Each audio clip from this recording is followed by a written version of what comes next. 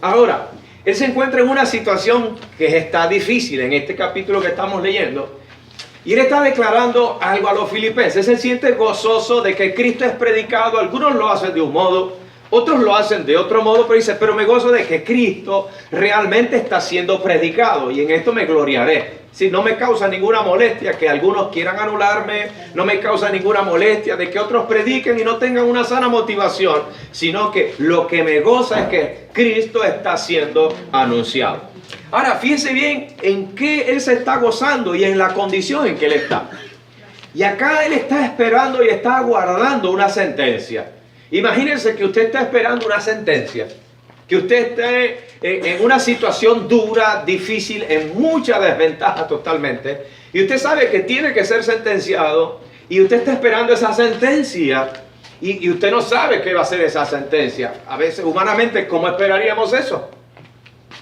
Eso es causa de a veces de insatisfacción, de tristeza. De repente está bien, pero de repente cuando ves que te acuerdas de que, uy, por ahí viene una sentencia, puede ser que de repente hasta te sientas temeroso. Y eso puede suceder. Bueno, lo interesante es que Pablo nos enseña en los momentos de incertidumbre que a veces nosotros podemos sentir por distintas situaciones, por distintas experiencias. Lo primero que está enseñando el apóstol Pablo es cómo enfrentar esas experiencias que pueden de repentinamente llegar a nuestra vida o que sencillamente hayan llegado y se hayan alojado y uno esté aguardando a ver cómo se va a desarrollar esta situación en nuestra vida. Pablo estaba gozoso.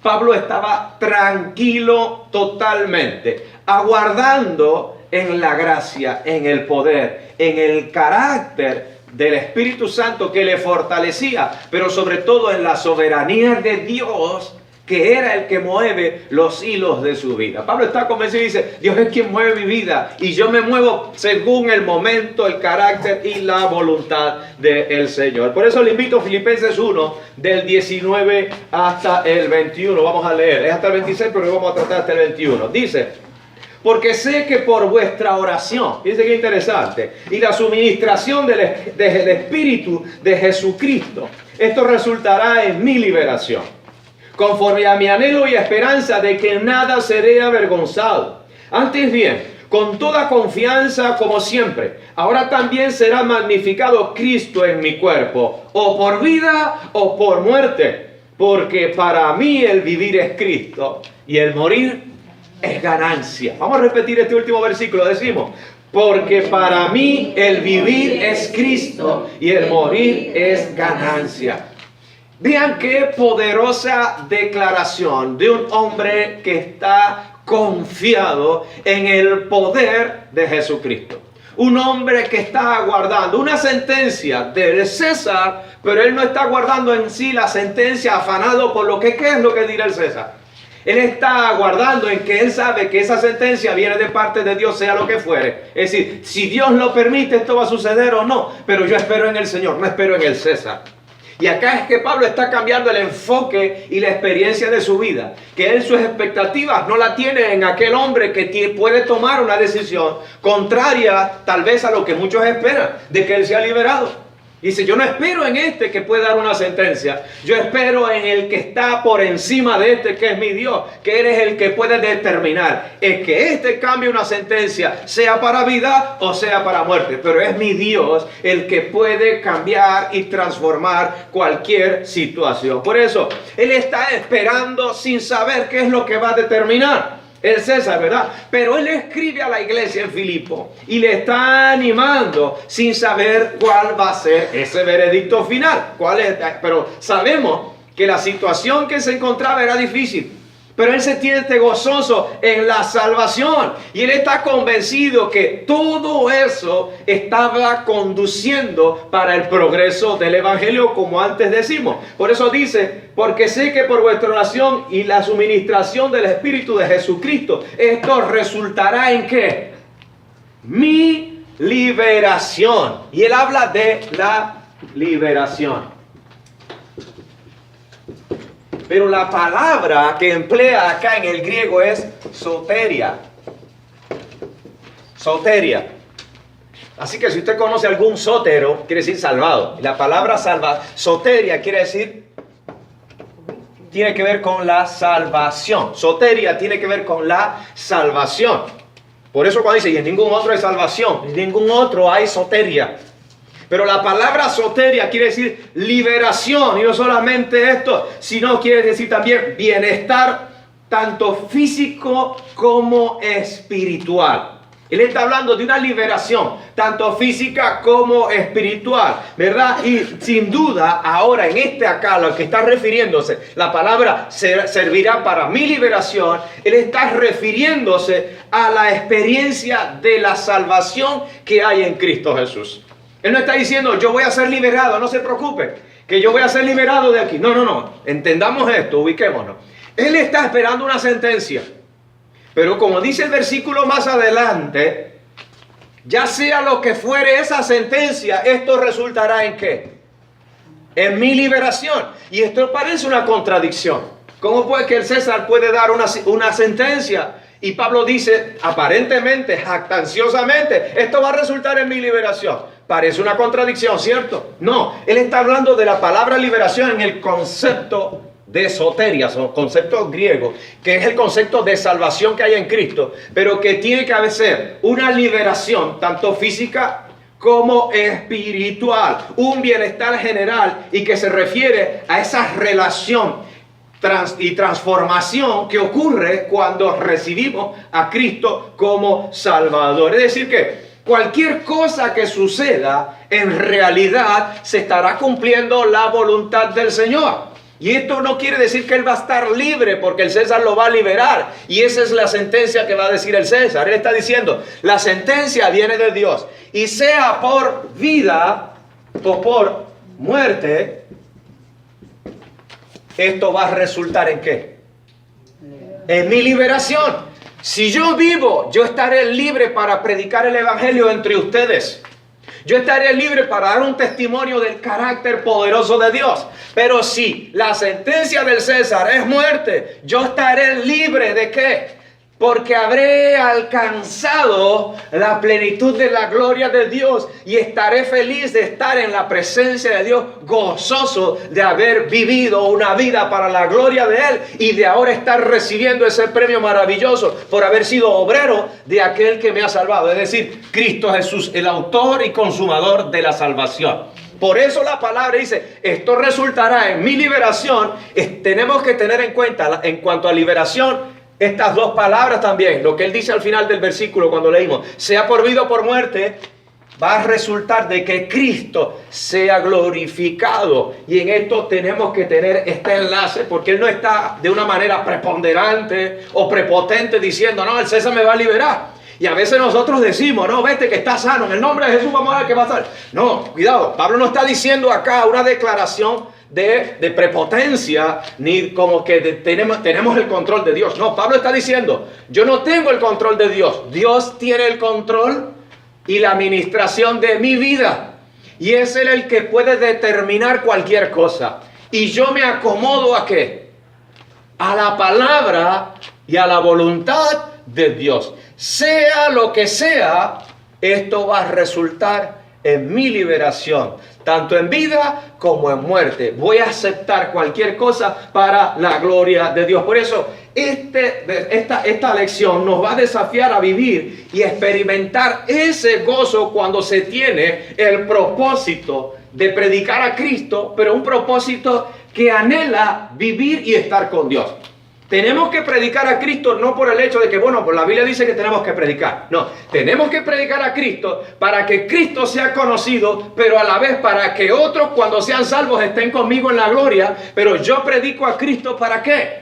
Para un día también estar con Él y disfrutar de esa experiencia de haber sido un obrero de Él, de haber sido un siervo de Él que entregó su vida por la causa de Jesucristo. Es decir, predicar a Cristo y hacerlo con gozo, no con conceptos como decir humanos, ni tampoco con condiciones. Si tengo una condición para predicarlo está bien, pero si no tengo esto no puedo predicarlo. Es decir, Pablo incondicionalmente se ha convertido en un siervo del Señor y no tiene ningún tipo de restricciones, ni limitaciones, ni distinciones, ni nada que lo aparte de la meta que él tenía, de que Cristo fuera predicado con gozo. Esa era su meta.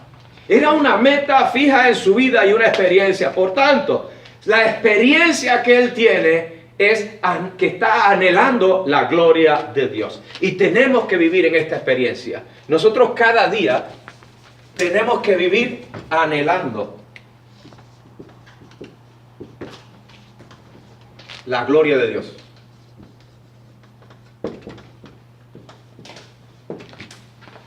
Esa tiene que ser nuestra experiencia. Anhelar la gloria de Dios. Somos ciudadanos no de este mundo. Somos ciudadanos de la patria celestial. Y estamos caminando ¿hacia dónde? Estamos caminando hacia la eternidad. Nosotros nacemos, pero desde que nacemos estamos haciendo una subida. Estamos haciendo una escala. Estamos yendo ¿hacia dónde? Hacia la presencia de Dios. En el camino las personas encuentran el camino hacia esa presencia de Dios. Otras personas son desviados del propósito de ese camino de encontrar y de acercarse a la presencia de Dios y se van hacia el otro camino. Pero una vez que en ese camino, en esa experiencia de conocer a Cristo, nosotros tenemos que continuar. Un camino que a veces es difícil, a veces es armonioso, otras veces tiene luchas, pruebas, situaciones duras. Pero es el camino y hay que persistir en ese camino, anhelando ese día, tarde o temprano, ancianos o el tiempo que sea, o el tiempo que Dios nos disponga, de estar en la presencia de Dios. Tenemos que vivir en esa experiencia. Por eso es que Pablo no se afanaba por nada. Y no quiere decir que él fuera un despreocupado de la vida. Pablo no era un despreocupado. Pablo era un hombre muy ocupado de la vida. Bien, un hombre ocupado de la vida, ocupado de las experiencias, ocupado de las distintas situaciones, ocupado de todas aquellas experiencias que habían sido a veces muchas dramáticas, dolorosas, de tristeza. Pero él se ocupaba en el Señor. Él no estaba despreocupado, él estaba ocupado en el Señor porque él confiaba en lo que Dios podía hacer. Y como él había entregado su vida al Señor, él sabía que cualquier cosa que ocurriera, detrás estaba Dios bendiciendo, respaldando, y era parte del proceso para llegar a la gloria de Dios. Él siempre, en cada detalle, en cada experiencia, él apuntó siempre a Dios. Él dijo, Dios con esto me está enseñando algo. Dios con esto me está guiando hacia algo mejor. Dios con esto me está perfeccionando. Dios con esto me está haciendo depender de Él. Dios con esto me está liberando. Dios con esto me quiere llevar a un punto y una experiencia diferente para mostrarme algo aún mucho más excelente. Porque sé que por vuestra oración y la suministración del Espíritu de Jesucristo, esto resultará en mi liberación. Y Él manifiesta esto con gozo. Y el gozo de que Cristo es predicado. Ahora, cuando dice espera y está seguro y convencido de que Cristo va a ser magnificado. Fíjese bien dónde Él apunta. Él apunta a Jesús. Dice, independientemente de la sentencia que Él reciba, dice, Cristo será magnificado. A mí lo que decida el César no me va a entristecer. Es lo que Él está diciendo. A mí esto no me va a avergonzar. A mí esto no me va a quitar ni me va a robar el gozo. Sea lo que sea esta sentencia, Cristo va a ser magnificado en mi experiencia de fe. Por eso, acá cuenta, por esta razón, esta cuenta con dos razones y dos factores importantes. Y son clave para la vida de la iglesia. Dos factores que son claves para la vida de la iglesia. Factores.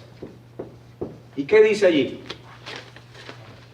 Esos dos factores, ¿cuáles son? Amén. Primero, la oración de los filipenses.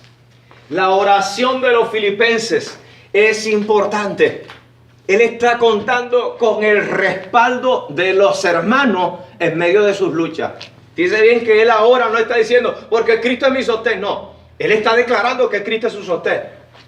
Pero él está confiando también en ¿quién? En el pueblo de Dios. Y él está esperando que el pueblo de Dios, ¿qué haga? Interceda por su situación, interceda por su ministerio, interceda por su predicación, interceda por su salud, interceda aún por lo que están alrededor de él. ¿Para qué?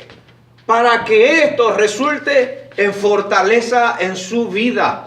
Para que él no decaiga en su aspecto espiritual. Cuán importante es tener personas que estén intercediendo por ti y por mí.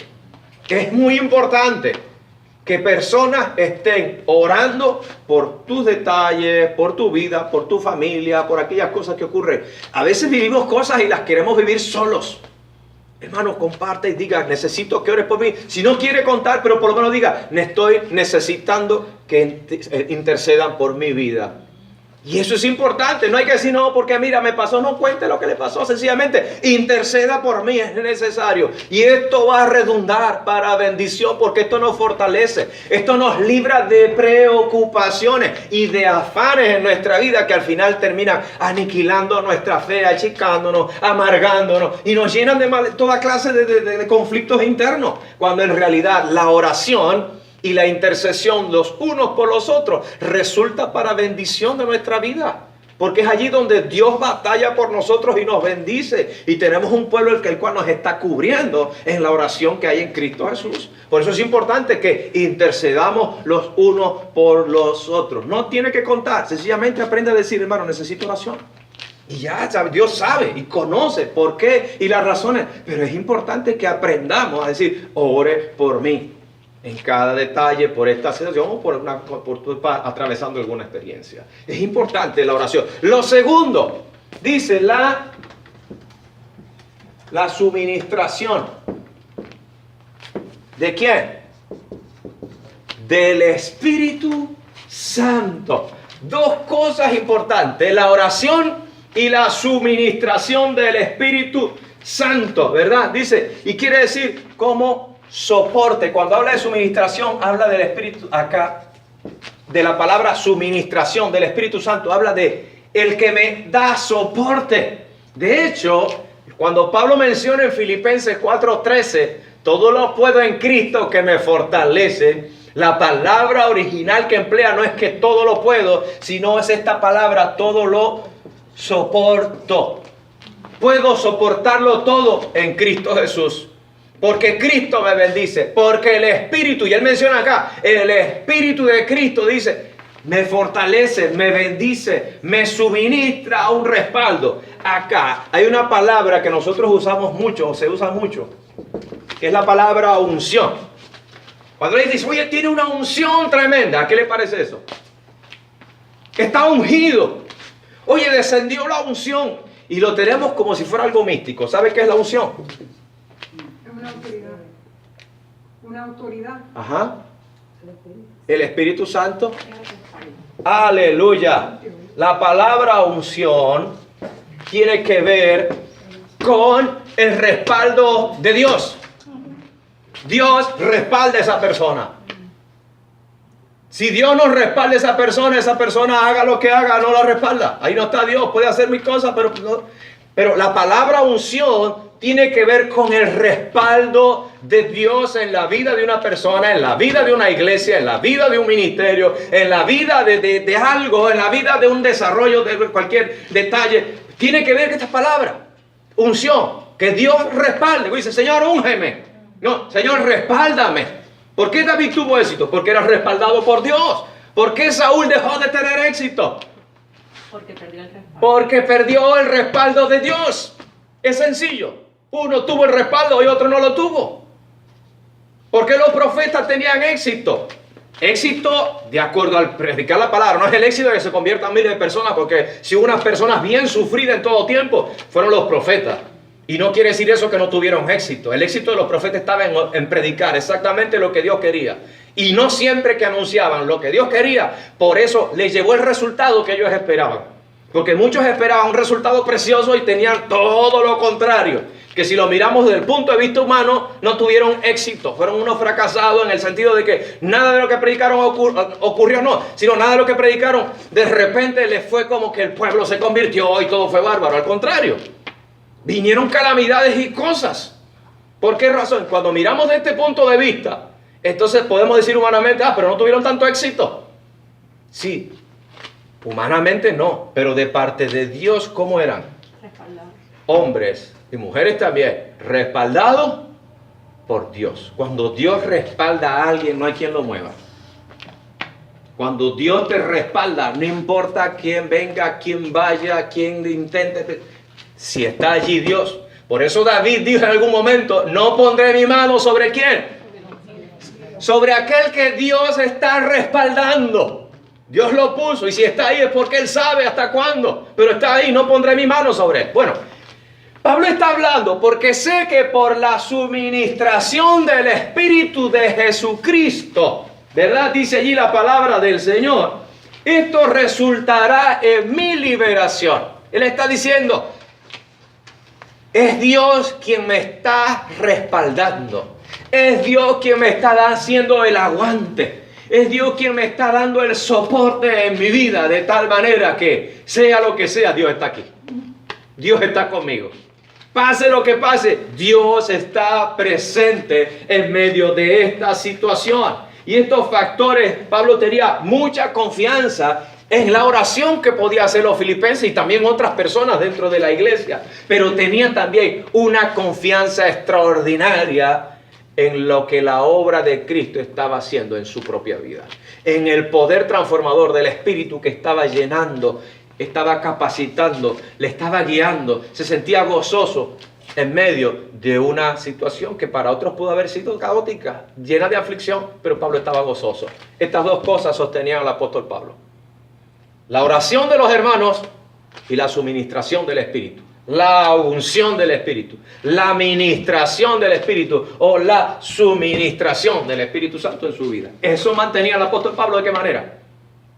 Gozoso, bendecido, con aliento, capaz de bendecir a una iglesia, escribirle una carta preciosa como lo fue la carta de los filipenses. Santiago 5:16, alguien tiene, y Romanos 15 del 30 al 32, alguien tiene allí, por favor, si lo pueden leer. Santiago 5:16. Amén. Confesaos vuestras ofensas unos a otros y orad unos por otros para que sean sanados. La oración eficaz del justo puede mucho. Gloria a Dios. La oración eficaz del justo puede mucho. Los filipenses, ¿qué estaban haciendo? Orando por el apóstol. Por eso el apóstol tenía una visión clara y sana de quién era Dios y cuál era su meta y su propósito. Él no le estaba diciendo, oren por mí para que sea libre, para que el César cambie su decisión. No, él no está diciendo eso. Él está diciendo, manténganme en oración, pero sea lo que venga, esto va a resultar en mi liberación, sea por vida o por muerte. Estaré en la gloria o estaré predicando acá otra vez, pero sea lo que sea, Dios va a estar bendecido y Dios va a ser exaltado, Dios va a ser glorificado. ¿Alguien lee Romanos, por favor, allí también? Pero os ruego, hermano, por nuestro Señor Jesucristo y por el amor del Espíritu, que me ayudáis orando por mí a Dios, para que sea librado de los rebeldes que están en Judea y que la ofrenda de mi servicio a los santos en Jerusalén sea acepta, para que con gozo llegue a vosotros por la voluntad de Dios y que sea creado juntamente con vosotros. Amén. Dice, oren por mí. ¿Para qué? Para ser librado. ¿Qué otra cosa? Dice. Para que la ofrenda llegue.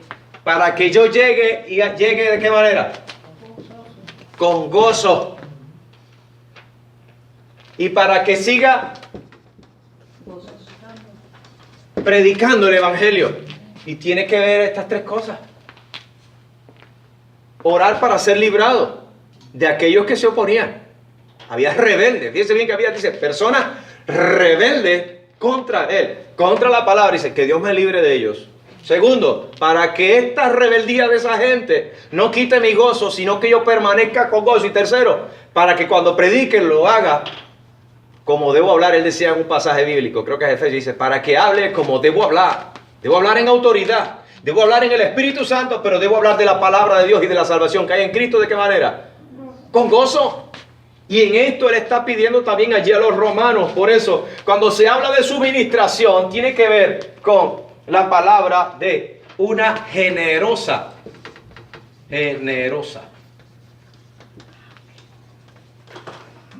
Generosa abundancia. Suministración, es decir, una generosa abundancia de algo. Y Pablo está hablando de la suministración del Espíritu. Es decir, el Espíritu va a suministrar de tal manera que yo estaré abundante en mi ser interior, en mi carácter espiritual. Mi carácter espiritual no va a estar apocado, sino va a estar ¿cómo? agigantado en el poder del Espíritu Santo por la oración de los hermanos y por mi relación que tengo con Dios, que es potente, que es agradable, que es fluida, que es determinada, que es creciente y que es saludable también. Pablo está hablando acerca de esta suministración y que es en abundancia. Y esto implica también libertad, la suministración, libertad, liberación o rescate. De cualquier manera, el Espíritu Santo se está encargando en su vida, en su ser interior, en su mente, para que su mente esté ocupada en la obra de Cristo o esté ocupada en la gloria de Dios. Esa es su meta. Y que nada lo aparte de los pensamientos que Él tiene para alcanzar al Señor o para bendecir en el Señor a otras personas. Muchas veces nuestras aflicciones se agigantan por esa razón. Porque nosotros, primero, no compartimos.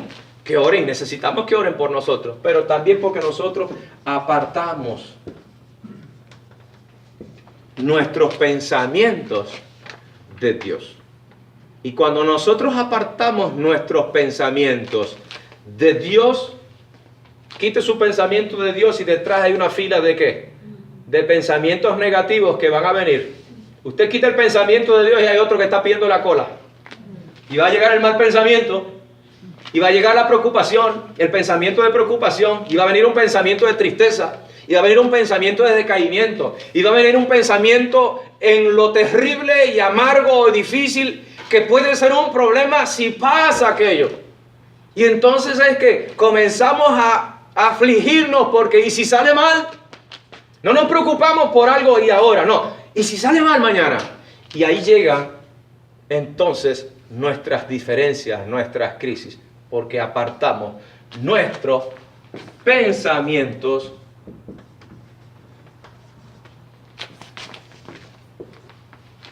de Cristo Jesús. Y eso es lo que evitó Pablo, aún estando en la cárcel. Si, imagínense que Pablo está esperando la sentencia y que él tuviera afanado, ¿qué dirá el César? Oye, soldado, ¿qué has escuchado acerca de mí hoy? Tú sabes si por fin cuándo va a ser la audiencia. Tú sabes si el César va a recibir o tú sabes cómo está el asunto. Estoy muy complicado. ¿Cómo ves al César hoy? ¿Cómo está de ánimo? Él no le preocupaba. ¿Qué le preocupaba a él? De predicar a Cristo. Él no le interesaba lo que pudiera decir. Él decía, la decisión no la tiene el César. La decisión de mi vida, ¿quién la tiene? Dios. Dios tiene la decisión de tu vida. No la tiene nadie más. Hay un antiguo coro que me estaba acordando en la mañana y dice, no daré la gloria a nadie más que a Él. ¿Se recuerda? No daré la gloria a nadie más que a Él, a nadie más. Y cuán importante que nosotros aprendamos a dar como Él lo está haciendo en esta situación difícil. Él está dando la gloria a Dios. Y Él dice, Cristo va a ser magnificado en esto, porque no dependo de una decisión, dependo de Dios, de su carácter, de su obra, de su voluntad y de su decisión. Y es en esto que Él está descansado y que Él está confiando. Mateo 10, 19 y 20 y Romanos 8, 26. ¿Lo tienen allí? Ya. A ver, por favor. Mas cuando os entreguen, no os preocupáis por cómo os hablaréis, porque en aquella hora os será dado lo que habéis hablado. Porque no vos vosotros lo que habláis, sino el Espíritu de vuestro Padre que habla en vosotros. Gloria a Dios. Cuando pase algo que te pongan en desventaja, en descrédito, que quieran arremeter contra ti, ¿qué dice la palabra? Una promesa del Señor. Es el Espíritu Santo quien pondrá palabra. Quien defenderá la causa. Quien establecerá su obra. Quien dirigirá tu vida en medio de cualquier situación. Es lo mismo que dice el apóstol Pablo. Me será suministrado por el Espíritu Santo liberación. Bueno, lo que está diciendo acá el Señor Jesucristo en este pasaje de Mateo es esto. El Espíritu Santo pondrá palabra frente a cualquier detalle y experiencia. ¿Que vivamos dónde? En Cristo Jesús. Si vivimos en Cristo Jesús, si permanecemos en Cristo, si continuamos en Cristo y perseveramos en Él, entonces es que el Espíritu Santo obra y se manifiesta. Y acá es cuando decimos, estaré ungido. ¿O estaré de qué manera? Respaldado. Respaldado. Acuérdense de esto, hermano. Cuando te dice, está ungido, acuérdese de esto. No, quítele la presión mística a la palabra. Está hablando de él. Otra vez escribo. Y bien clarito. Respaldo. ¿De quién? De Dios a través del Espíritu Santo. Eso es unción. Una persona, un ministerio, una iglesia, como cuerpo de Cristo, no como templo. A veces no está el templo es una cosa, el templo se puede caer, pero la iglesia, las puertas del Hades no prevalecerán contra ella, dijo el Señor Jesucristo, porque es una iglesia respaldada por el poder del Espíritu Santo. Y esto es importante, permanecer bajo esta dirección, bajo este comando, bajo esta experiencia, bajo el poder del Espíritu Santo. Ahí es que nuestra vida está respaldada, es bendecida, es saturada, es llena, está gozosa y nada nos mueve porque confiamos y esperamos en Él. Nos movemos en la voz del Espíritu, no en la voz de las circunstancias, ni de la gente, ni de las cosas, ni de los movimientos que haya. Nos movemos en la voz del Espíritu. Amén. Sí, mi hermano. Yo solo tengo una pregunta. Sí. El respaldo y el favor, ¿cuál es la diferencia? Viene la misma cosa, vienen por ahí mismo. Tener el favor de Dios es como que a Dios le agrada que tú obtengas algo. Que a Dios le agrada que en medio de una situación que tú quieras hacer y emprendiste algo y Dios dice, halló gracia ante Dios, halló el favor de Dios y Dios permitió que aquellas cosas que usted quiso hacer le salieran. No solo de ese modo, sino que cuando obtenemos el favor de Dios, algo sale y sale de una manera sobreabundante que entendemos que ahí está la mano sobrenatural de Dios. Nosotros cuando vemos esa situación, esa experiencia sobrenatural, dice, hallamos, encontramos, obtenemos el favor de Dios. O hemos alcanzado ese favor de Dios para bendecir nuestra vida. Allí está el respaldo de Dios también. Sí. Yo tengo una pregunta. Hay predicadores que la gente dice que está ungido porque cuando predican con una Ánimo. cosa que uno no se duerme. Yeah. Hay predicador que predican que usted está ahí diciendo, Dios mío, ¿cuándo se acaba esto? ¿Cuál es la diferencia? Se Bien. lo goza de la palabra. Bien, ok. Vamos a un momentito, entramos acá. Bien. Tenemos dos predicadores.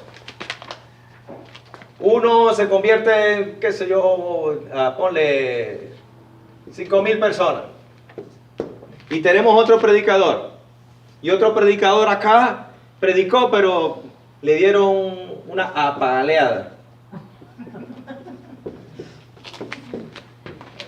¿Cuál de los dos usted cree que está más respaldado por Dios? El de los 5,000. El de los 5,000. ¿Por qué?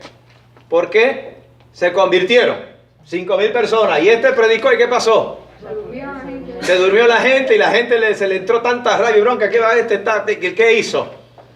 Le entraron a palo. Y listo, ya, chao. Entonces, decimos, bajo el éxito humano, decimos que es un ungido del Señor, poderoso. Pero este es un sinvergüenza. ¿Qué está haciendo? ¿Qué está bien? Bueno, le acabo de decir que acá está, en este lugar, Esteban. ¿Se recuerda Esteban, el diácono? Y que acá está, ¿quién? Pedro. Que se convirtieron en un montón de personas. Este es un número hipotético, ¿ok? Se convirtieron en un montón de personas. Pedro. ¿Quién tenía a Pedro? Respaldado. El Espíritu Santo. Este predicó un mensaje que cuando usted mire el mensaje de Pedro, de Hechos 2, y el mensaje de Esteban, en el capítulo 8, es el mismísimo mensaje. Aleluya. Pero ¿qué pasó acá? Se convirtieron. ¿Y qué pasó acá? Se cayeron a gota. Le dieron una entrada que murió Esteban. ¿Quién respaldaba a Esteban entonces? El Espíritu Santo también. Wow, entonces ¿qué pasó aquí? Si acá estaba respaldado, ungido por el Espíritu Santo y lo mataron. Acá está respaldado por el Espíritu Santo y se convirtieron. ¿Qué pasó? El problema no son los instrumentos que Dios usa y respalda. El problema son las personas. Aleluya, aleluya. Cuando no quieren oír el mensaje ni hacer la voluntad de Jesucristo. Cuando una persona no quiere oír el mensaje de Dios, va a inventar, a Esteban lo blasfemaron y dijeron un montón de cosas y al final lo terminaron matando. Porque ese era el propósito, sintieron rabia, remordimiento. La palabra, el mismo mensaje, el mensaje del mismo Espíritu causó aquí remordimiento. Y el mensaje del mismo Espíritu a través de este hombre de Dios causó arrepentimiento. Los dos están ungidos por Dios. Pero las personas, unos tienen un corazón terco y duro para hacer el mal, y otros tienen un corazón duro y terco, pero fueron movidos a arrepentimiento y decidieron aceptar la voluntad de Cristo y ser salvos por Cristo Jesús. Entonces, ser ungido por Dios no significa de que uno tenga un poderoso mensaje y sea ferviente predicando el mensaje. Eso no tiene que ver nada. Dios usa distintos momentos, distintos sentimientos, emociones y voluntad en las personas que Él escoge. Las distintas habilidades de las personas, Dios las usa. Pero eso no quiere decir de que un predicador que tenga mayor elocuencia que otro que no sabe decir mucho en su elocuencia, que uno esté más ungido que otro. Sencillamente los dos son respaldados y los dos tocan de distintas maneras el corazón de las personas, porque no es Dios. Perdón, no son ellos, sino es Dios a través de ellos obrando para obrar, sanar, bendecir, transformar el corazón de las personas. Entonces, hay que predicar la palabra. Por eso dice, no te preocupes, porque dice, yo daré ¿qué cosa? Palabra. Yo daré sabiduría. Igual Lucas 21:14 dice, proponed en vuestros corazones, no pensar antes lo que habéis de responder en vuestra defensa, porque yo os daré palabra y sabiduría, a la cual no podrán resistir ni contradecir los que se oponen. ¿Quién lo hace? El Espíritu Santo. No es la humana sabiduría, no es la habilidad humana lo que triunfa ante Dios, es la habilidad de acercarse a Dios. Cuando somos hábiles en acercarnos a la presencia de Dios para buscar respuesta, para buscar su respaldo, para buscar la opinión de Dios, para buscar la voluntad de Dios, entonces Dios se manifiesta para salvación, para glorificación de su nombre, y va a usar cualquier circunstancia, cualquier cosa, cualquier momento, sea bueno o sea malo, para glorificar su nombre. Pero hay que tener la habilidad de acercarse a Dios, no la habilidad para tratar de salir de un problema. Nos metemos en un problema gravísimo cuando queremos usar nuestra habilidad para salir de situaciones, para llevar a cabo empresas, metas o situaciones. Hay que depender de Dios. Estos hombres dependieron de Dios. Este causó un impacto en su muerte de tal manera, y justo lo puse como ejemplo, porque este hombre que murió aquel día tocó el Espíritu Santo el corazón ¿de quién? De Pablo. Del apóstol Pablo, Que fue el que lo ordenó a matar. que él estaba allí guardando sus ropas. El día que murió Esteban, ese día el Espíritu Santo tocó el corazón de Pablo. Y después, ¿qué sucedió? La experiencia con Cristo, de ser derribado al suelo y que le encuentra a Jesús. Pero ese día aquí, en esta muerte, allí se manifestó Dios hacia la vida de Pablo. Bien, entonces, esta muerte no fue en vano. Esta muerte glorificó el nombre del Señor. Y Pablo aprendió la lección, porque la aprendió acá. Porque mira más atrás, la aprendió del Calvario, la aprendió de Jesucristo. Cuando él menciona a Cristo Jesús como modelo de vida y experiencia de vida. Amén. Entonces, seguimos adelante. Dice, conforme a mi anhelo, perdonen todos estos borrones que hice acá. Pero recuerde esto, quedó claro que la unción no tiene que ver nada, absolutamente nada, con una habilidad humana de decir la palabra o no. Tiene que ver con que Dios respalda lo que tú estás diciendo. Ahí es donde está la unción. Cuando Dios te respalda en lo mucho o en lo poco, Dios se manifiesta. Dice, conforme a mi anhelo y esperanza de que en nada seré avergonzado, antes bien, con toda confianza. Gloria a Dios. Sigue teniendo y dice, tengo toda confianza, como siempre ahora también. Fíjese bien, ¿qué pasará? Será magnificado. Estoy confiado de que será magnificado. Cristo será magnificado. ¿Dónde? En mi cuerpo. Que está implicando su vida. Cristo será magnificado en mi vida. Él está hablando, dice, en mi cuerpo. O por vida o por muerte. ¿Qué había construido el apóstol Pablo en toda su experiencia? Una relación con Dios. Una relación con Dios confiable. No es que Dios confiara en él, es que él confiaba en Dios, entiéndase. No es que él pone su vida como sujeto y que Dios como el que responde. Es que él pone su vida ante Dios y él es el que le responde a las respuestas, a las situaciones, a las experiencias que él está atravesando en el Señor. Alguien busque Hechos 27, 23. Hechos 27, 23. Hechos 27, 23.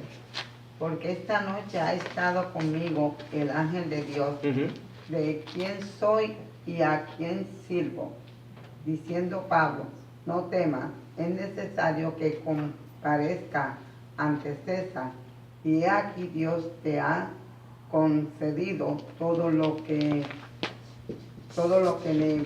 me vaga contigo.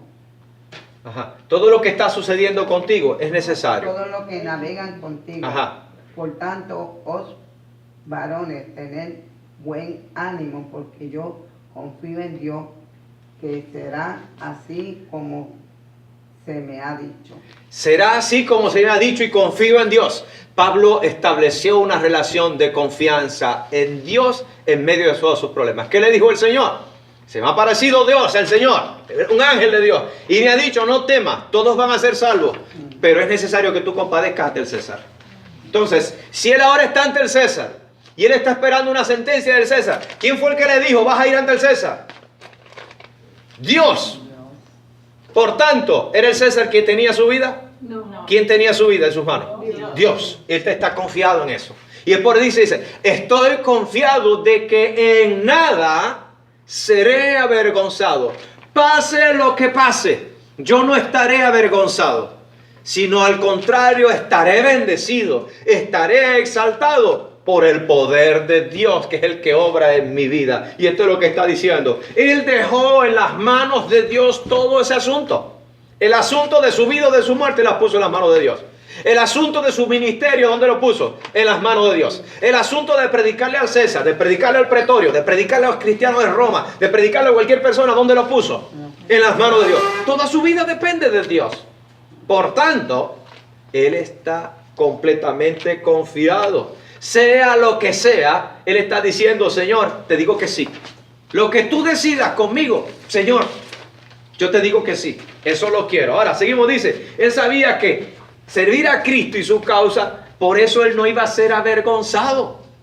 Dios no iba a permitir eso. Y él estaba confiando en la palabra. Él estaba confiando en la promesa que él recibió de parte de Dios. Y es por eso que él no permitía, ¿verdad?, que los pensamientos dañinos o malignos llegaran a su vida. Alguien me busca Romanos 8:28, por favor. Y Hechos 2:36. Romanos 8:28, Hechos 2:36.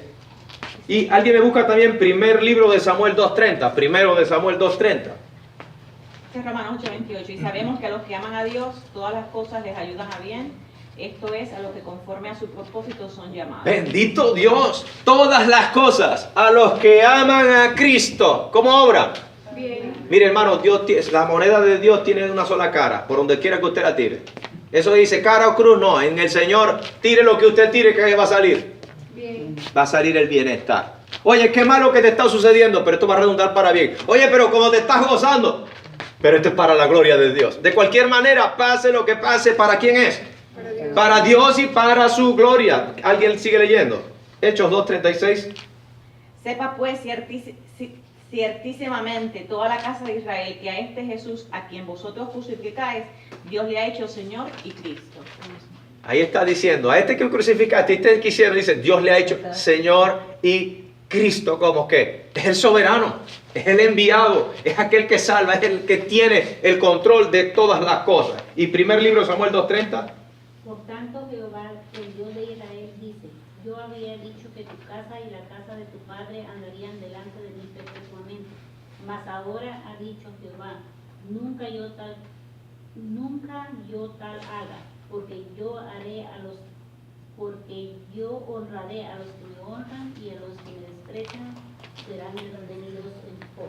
¿Qué dice esa promesa? Dios honra a quién. Que lo honra. Dios no avergüenza a los que le honran. Dios honra a los que le honran. Y Pablo, en sus tribulaciones, ¿qué ha hecho?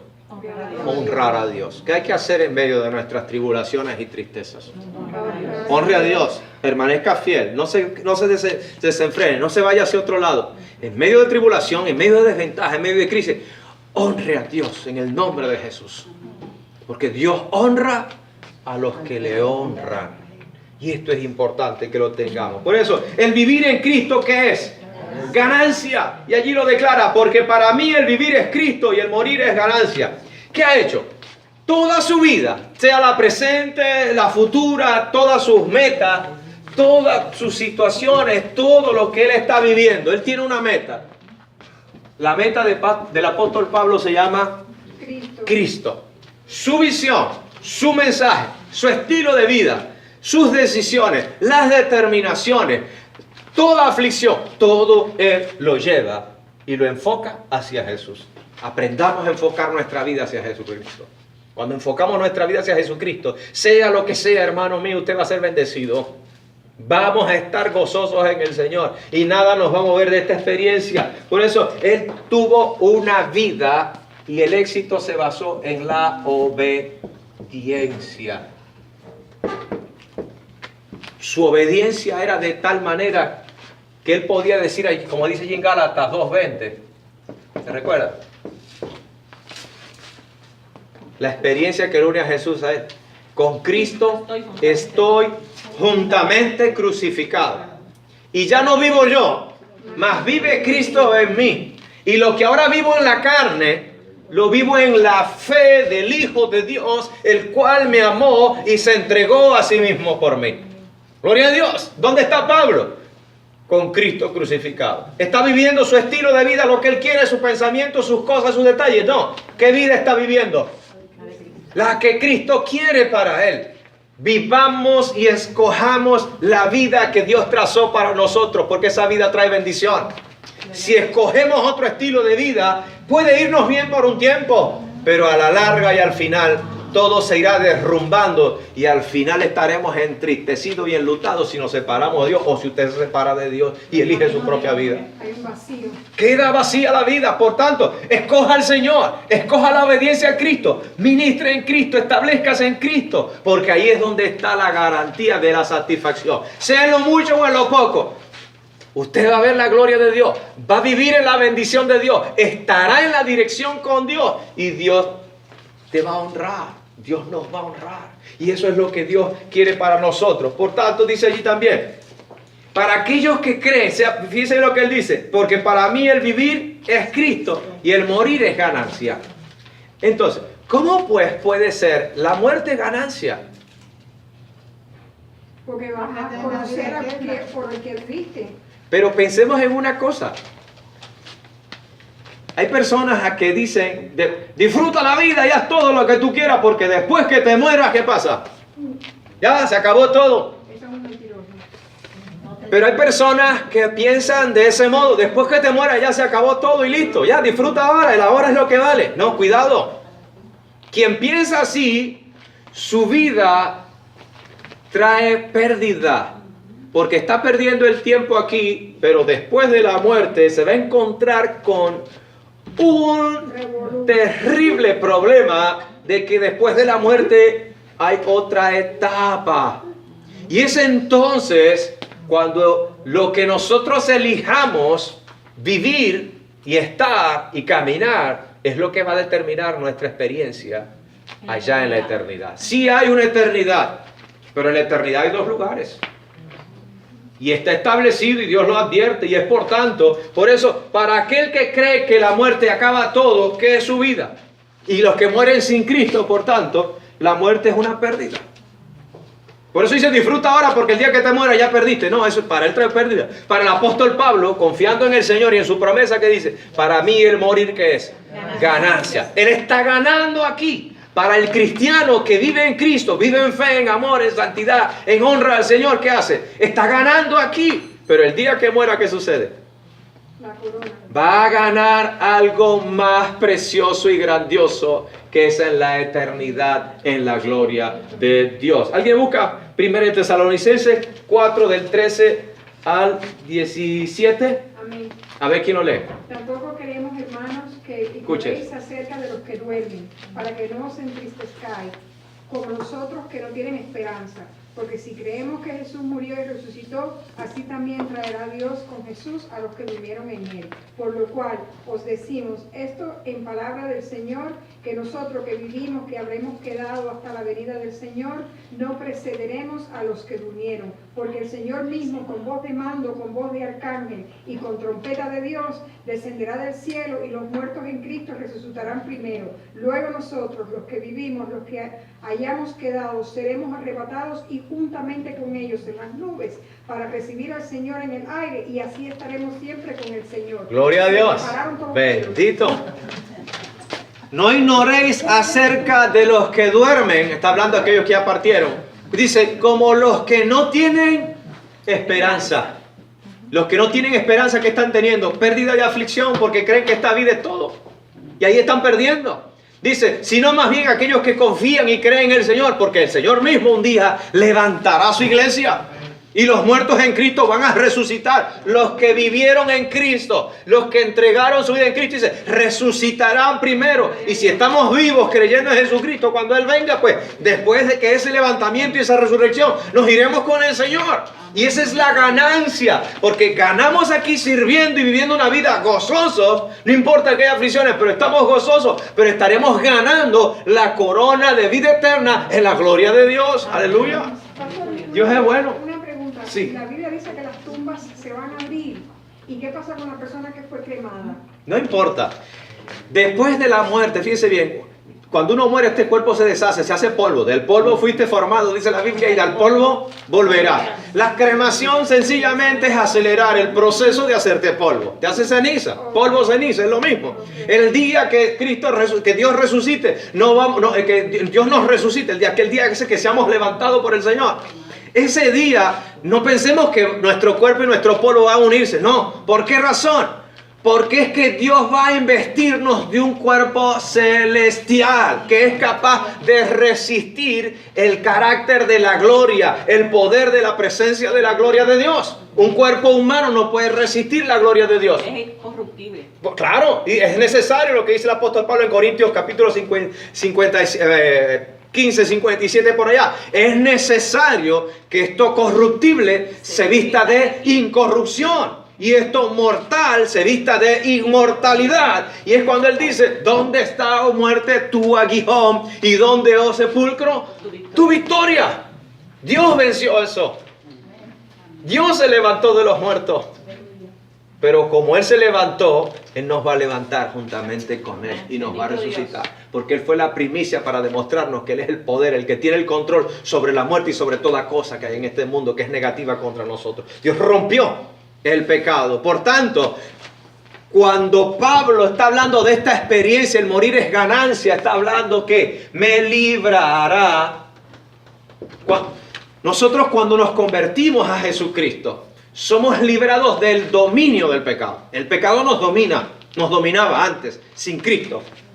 Sin Cristo el pecado nos dominaba. Éramos motivo de pecado, andábamos a nuestro desecho, a lo que quisiéramos hacer, pero el pecado nos influía y nos llevaba y nos determinaba.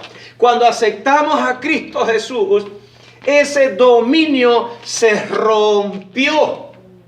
Y ya el pecado no nos domina más. No tiene el mismo sabor. No tiene control sobre nuestra vida. Si nuestra mente, nuestro corazón tiene una tendencia. Una cosa es tener una tendencia al pecado y otra cosa es estar dominado por el pecado. Todos somos tendientes al pecado, estando en Cristo. ¿Por qué? Porque estamos bajo la presencia del pecado, no bajo el dominio ya. Si tenemos a Cristo, ¿quién está en nuestro corazón?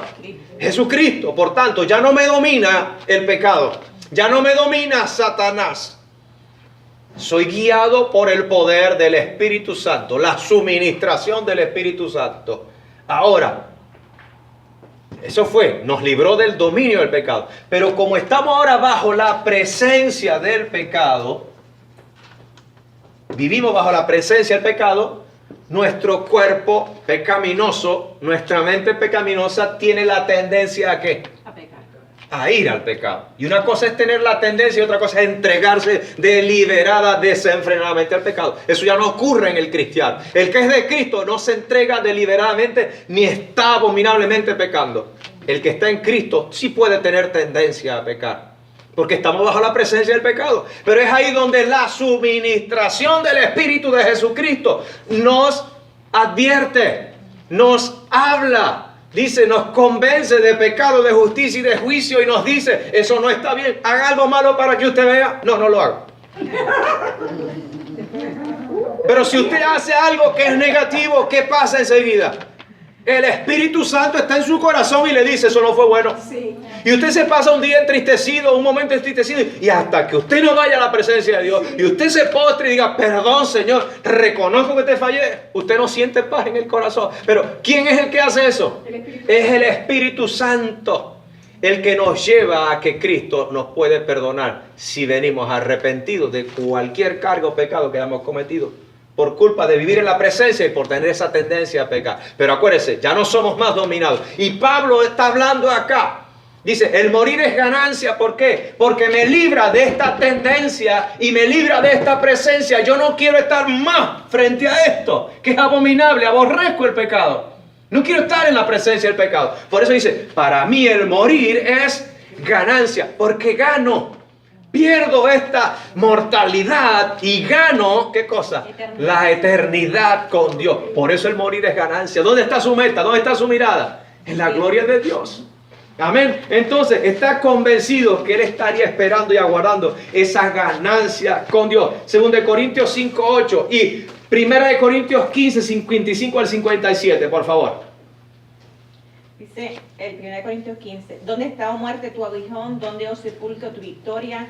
Ya que el aguijón de la muerte es el pecado y el poder del pecado la ley, más gracias sean dadas a Dios que nos da la victoria por medio de nuestro Señor Jesucristo. Amén. Más gracias sea dada a Dios que nos da la victoria por medio de nuestro Señor Jesucristo. ¿Y el otro versículo? 2 Corintios 5:8, Sí. pero confiamos y más quisiéramos estar ausentes del cuerpo y presentes con el Señor. Ausentes del cuerpo es como decir, aunque ya no esté aquí, pero presentes ¿dónde? Con el Señor. Presente en el Señor. Ansiamos, anhelamos, quiero estar con Dios. Esa es su meta, Él quiere estar allá. Esa debe ser nuestra meta, debe ser nuestra experiencia, debe ser nuestra expectativa. No es que si, ay, me quiero morir. No, no, no. Yo quiero vivir para Cristo. Pero si me ocurre lo que ocurra, gloria a Dios, porque sé que voy a ¿dónde? A la gloria de Dios. Quiero vivir para Dios, pero si muero, quiero morir para Dios. Y por eso Él declara, sea que vivamos o que muramos, del Señor somos. Por eso Él puede decir confiadamente, porque para mí el vivir es Cristo y el morir es ganancia. Por eso en Cristo tenemos ganancia. Y es por eso que estando en una situación dura, Él se goza. Y nada lo mueve de su experiencia con Dios. Pensamiento del equipo de trabajo. Si para usted vivir es dinero, trabajo, poder, ganancia, posesiones, ¿sabe qué es su vida? Pérdida. Si para usted el vivir es Cristo, entonces tu vida es ganancia. Y Él añade, Y Dios añade, la palabra dice, mas buscad primeramente el reino de Dios y su justicia, y todas las demás cosas serán añadidas. Amén. Punto de reflexión. Allí pensando en el propósito, dice, morir es ganancia solamente para aquellos que pueden afirmar que el vivir es Cristo. Morir es ganancia solamente para aquellos que pueden afirmar que el vivir es Cristo. Versículo para recordar. Leemos allí Filipenses 1:21. Todos conmigo, a ver. Porque para mí el vivir es Cristo y el morir es ganancia. Filipenses 1:21. Entonces, ¿para quién estás viviendo? ¿Cuál es tu expectativa de vida? ¿Qué es lo que quiere Dios a partir de hoy, a partir de ahora? Que nuestro enfoque, nuestra realidad, nuestra meta sea Jesús. Y sea lo que sea, podamos determinar y decidir de que nuestra vida está en sus manos y que pase lo que pase, Cristo será glorificado. Amén. Que Dios les bendiga, mis hermanos. Una bendecida semana en el poder de la gracia de Dios. A Dios sea la gloria. Amén.